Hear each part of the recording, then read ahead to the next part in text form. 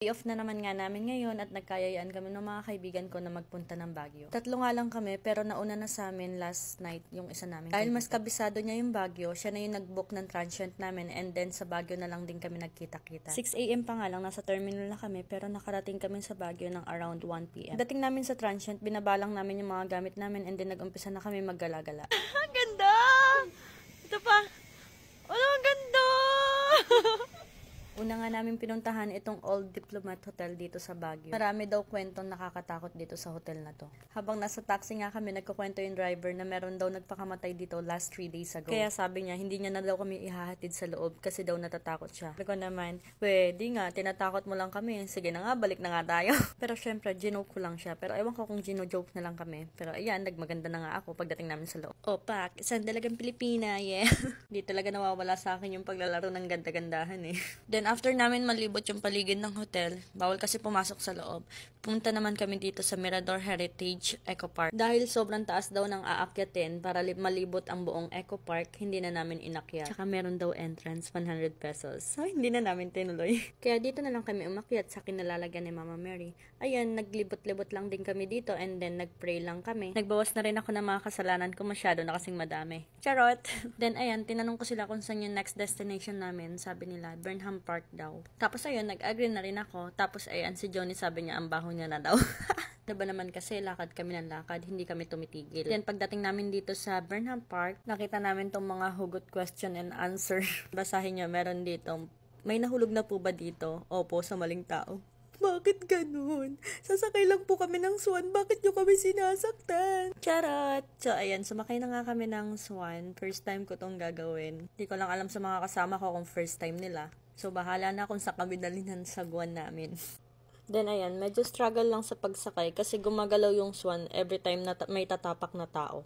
Pero safe naman kasi inaalalayan din naman ni ate. Tapos pagsakay ko nagulat sila. Ang bigat ko daw. Huy, grabe naman kayo. Uy, 40 lang kaya ang kilo ko. Pag ginamit ako to, mapupunta doon. So dapat pag ganito. Pag ganito. Yan. Pag ganito, ganyan. So ayun, natuto naman kami magsagwan at nakabalik naman kami ng maayos at ligtas. Kaya naman pala namin ingatan ng aming mga sarili kahit walang nag-iingat sa amin. Charot! Ayun, after namin magsagwan-sagwan, nagutom kami, kaya kumain muna kami dito sa Samgyupsal, dito malapit sa Burnham Park. After namin kumain, then nagpunta pa kami sa SM and then nag-night market pa kami. Hindi ko na siya na-videohan kasi medyo gabi na yon. So, the next day na to. Sobrang ganda ng view namin dun sa balcony ng transient na nakuha namin. Then, ayan, preparing na kami para mag-start na rin ulit kami ng day namin. Then, nag-decide kami na dito na kami mag-breakfast sa Good Taste. Isa daw to sa pinakasikat na kainan dito sa Baguio. Dahil medyo may hangover kami, kaya nagsabaw kami. And nagulat kami, sobrang dami ng servings nila. Good for 4 lang daw, pero pang isang barangay na. Alaw na alaw din ako sa robot na server nila. Then ayun, after namin kumain, pumunta kami sa Camp Janhay and then nadaanan namin tong Paintball Republic Stream. Marami silang activities na ino-offer at isa na dito itong zipline. At dahil hindi ko pa nga na-experience mag-zipline, ayan, tinry ko na. I think nasa 300 or 400 yung zipline nila. Hindi ko na kasi masyadong maalala yung pricing nila. Then ayun, nagsuot na kami ng safety gear. Tuwan-tuwa kami dyan kasi tingnan nyo naman yung design. Parang nasa baba yung puwet. Then ayun, kapag mahaba yung buhok mo, kailangan nakatali talaga yung hair mo. Ngayon, tinatanong ko nga kay kuya kung safe ba talaga yan kasi baka mamaya mahulog na naman ako sa'yo. Charot! Nahulog po ba dyan? Ngayon pa lang. Nahulog po sa maling tao. After ko matapos, si Johnny naman yung sunod na sinuutan ng safety. Hindi na nga rin nag-zipline si Ara kasi na-experience niya na daw mag-zipline. You ready? Johnny! Oh. Are you ready? Moment of truth. Charot. Hala! Hala! Ready ba ako? Ay, hindi nakakatakot to. Natatakot ako. Galap, nagpapawisan ako ng malamig. Feeling ko malalaglag ako. Hoy, wag mo bibitawan yan! Ayoko na! Baka bibitawan. Gasi ako sa height. Wag! Yung hindi niya alam kung saan siya kakapit. Lord, wag sana ako hindi ka malalaglag. Dali na. Naisip ko kasi yung cellphone ni Ara, baka mapitawan ko eh. Ikaw na maglakot, tutulad. Ay! Mama!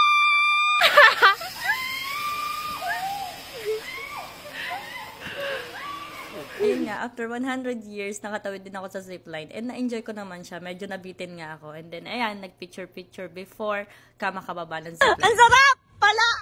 O, diba? Happy yarn. Then, ayan, after ko, syempre si Joni naman yung susunod.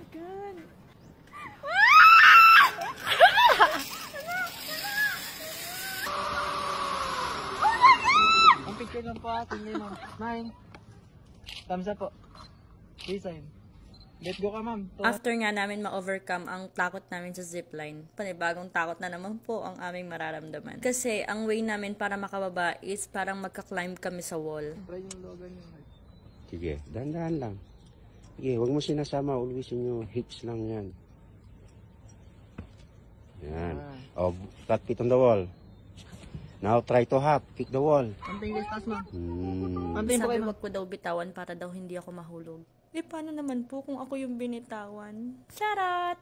And after nga namin mag-zipline, pumunta naman kami dito sa The Manor, dito sa Camp John Hay. Dito rin daw kasi nag-work si Joni before, kaya ang dami niyang makakakilala at kaya nakapasok kami dito sa mismong hotel. Guys, sobrang ganda ng hotel. Para kang nasa ibang bansa. Grabe. Alam mo yung vibe na parang feeling mo wala ka sa Pilipinas. Basta yun, hindi ko alam kung anong pakiramdam. Basta ang sigurado ko ay yung nararamdaman ko sa'yo. Ay, charot! Then ayun nga, naglibot-libot muna kami dito sa hotel. And ayan, nakakita na naman po ng kakilala niya si Joni. After nga namin maglibot-libot, syempre mawawala ba naman sa babae ang picture-picture. Then ayun, after nga namin mag-picture-picture, dumiretso na kami dito sa Mines View Park.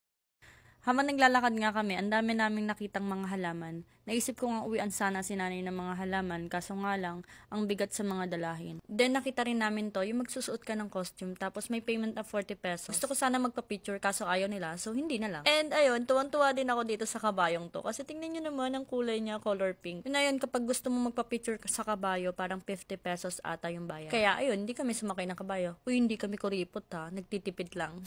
Defensive yarn. Kaya ayun, dumiretso na lang kami dito sa pinaka-view ng Mines View. And pagdating nga namin dito sa sobrang daming tao. Bukod sa maraming tao, sobrang init din that time. Kaya ang ginawa namin, nag-selfie na lang kami. And then, in-enjoy na lang namin yung pinaka-view niya. Pero ayun nga, hindi rin naman namin na-enjoy masyado kasi sobrang init that time. Then after nyan, bumili na lang kami ng mga pasalubong and then umuwi na kami kasi kailangan na namin bumalik kasi meron na namang work. At doon na nga nagtatapos ang aming 2 days Baguio trip. Back to reality na naman. Yun lang. Bye!